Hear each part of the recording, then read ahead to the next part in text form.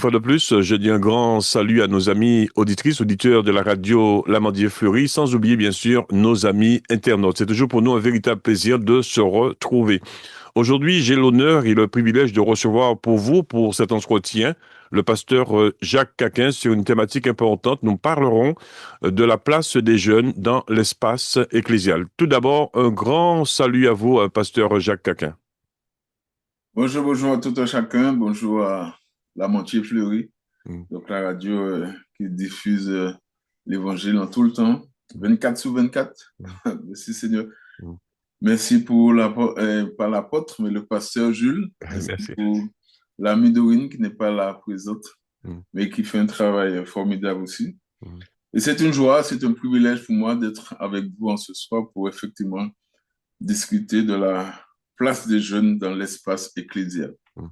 Merci d'avoir accepté notre invitation et comme vous le savez, c'est toujours pour nous un véritable plaisir de vous recevoir. Tout d'abord, dans la Bible, comment justement les anciens transmettaient-ils leur foi et leurs dons aux jeunes? Vous qui avez aussi beaucoup travaillé avec les jeunes.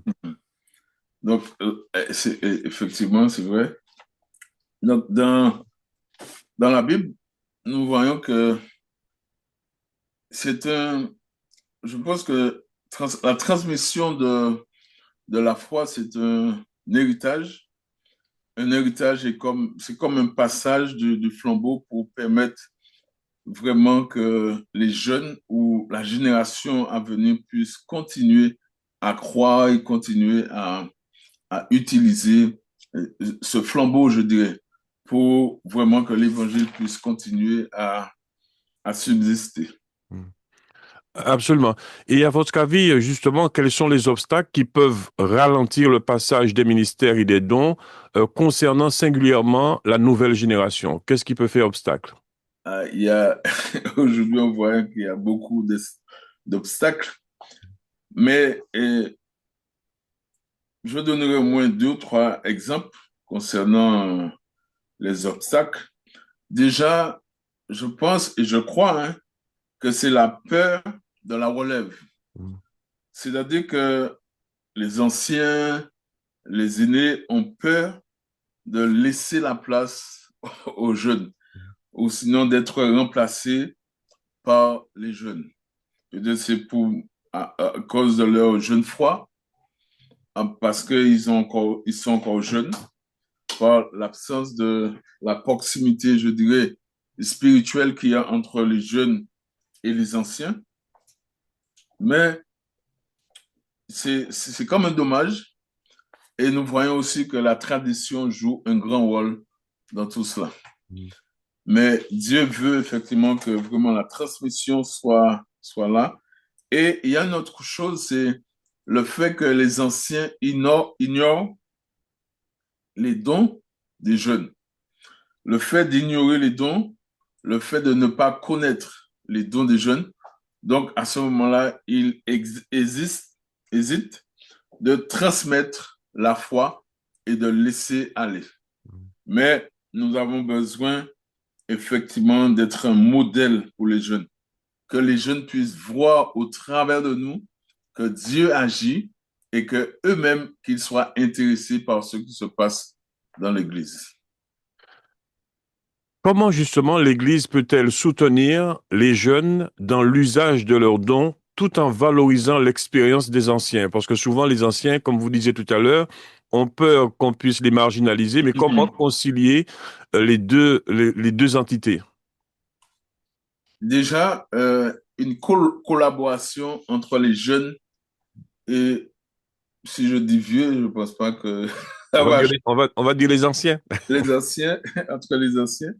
Donc, les jeunes doivent honorer les anciens et les anciens doivent honorer les jeunes. Et souvent, c'est ce qui ne se passe pas.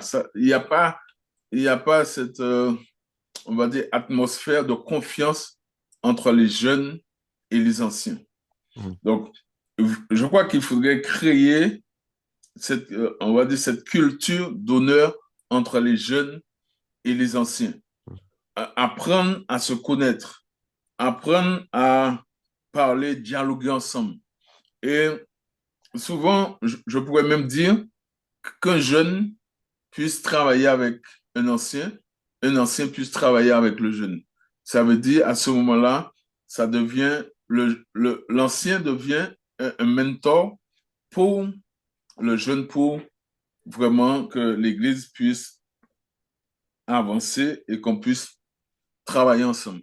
Je crois que c'est ce que l'Église a besoin.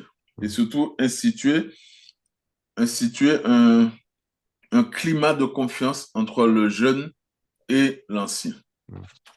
Donc, déjà, un grand merci à vous, pasteur Jacques Caquin, d'avoir accepté cet entretien, notre invitation, Merci. concernant justement la place des jeunes dans l'espace ecclésial. En guise de conclusion, qu'est-ce que vous souhaiteriez que nos amis auditeurs, auditrices, internautes puissent retenir à travers cet entretien? Alors, ce que je retiens, c'est que les anciens n'aient pas peur de laisser la place. Parce que nous voyons au travers de la Bible que Moïse avait Josué. Et Moïse a été un mentor pour Josué. Et c'est Josué qui a pris la relève, qui a emmené le peuple. Nous voyons aussi que Paul avait Timothée. Donc, Paul a instruit, a encouragé, a vraiment donné à Timothée l'occasion d'agir et de développer son don. Même il dit, ranime le don que tu as reçu par l'imposition des mains. Donc, que les anciens n'aient pas peur de transmettre la foi, de transmettre les dons et vraiment de transmettre aussi, je dirais, l'Église entre les mains des jeunes. Absolument. Mais, mais travailler ensemble pour, voilà, travailler ensemble. Merci à vous, pasteur Jacques Caquin, et on vous Merci. donne rendez-vous sans nul doute prochainement pour une nouvelle, je dirais, une nouvelle émission. Merci et mille merci. À très Merci. bientôt. Que Dieu vous bénisse. Bye bye.